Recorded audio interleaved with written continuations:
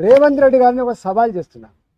నీకు నిజంగా దమ్మున్నోడివైతే, ధైర్యం ఉన్నోడివైతే మీరు నేను కలిసి ఇద్దరం వితౌట్ సెక్యూరిటీ మూసీ పరివాహక ప్రాంతంలో ఇవాళ ఏ ఇల్లు అయితే నువ్వు కూలగొట్టబోతున్నావు, ఏ ఇళ్ళకైతే నువ్వు నోటీస్ ఇచ్చి చేసే ప్రయత్నం చేస్తున్నావు, అక్కడికి మనం పోదాం, ఇద్దరం కలిసి పోదాం.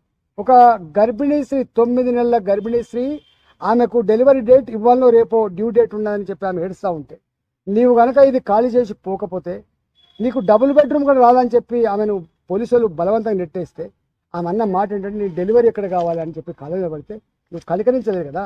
రా, చైతన్యపూర్కి వస్తావా, నా కొత్తపేటకు వస్తావా, నా ఉప్పల్ నియోజకవర్గంలో ఉన్నటువంటి రామంతపూర్కి వస్తావా, పోదాం. సెక్యూరిటీ లేకుండా రా. ఒకవేళ కనుక నిన్ను శభాష్ మీ రేవంత్ రెడ్డి గారు అంటే నేను రాజకీయాల నుంచి మొత్తం తప్పుకొని బహిరంగంగా క్షమాపణ చెప్పి ముక్కు నేలకు రాస్తాను.